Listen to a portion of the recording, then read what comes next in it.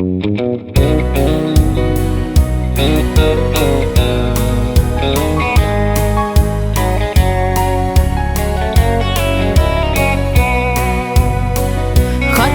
Genthei liengvai meithai Tehsie chatmo lungmuon Kipah kamui kadonge lungmuon Akinepnau ipiham CHRISTA ahi ati CHRISTA bou ahi hieng CHRISTA bou ahi CHRISTA bou ahi hieng CHRISTA bou ahi zalkhun komah kading Thidinga chapang Jesu'n heuvin alhagao alhanahin samle heuchan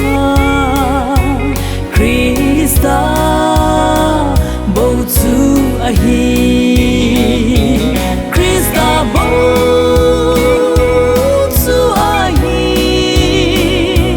hieng CHRISTA bou ahi CHRISTA bou ahi hieng CHRISTA bou ahi Thupha zala khat kamui Genthei namun natsu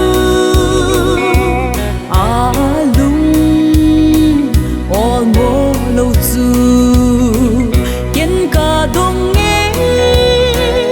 athahatna vanlam aven ahin seye CHRISTA ahi CHRISTA bou ahi hieng CHRISTA bou ahi CHRISTA bou ahi hieng CHRISTA bou ahi Thupha seile patsu kamui liengvai le bu bangam zoin zon se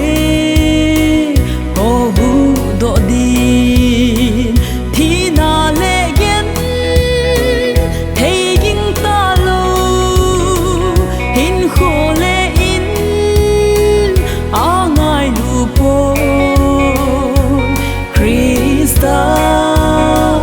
zalin ati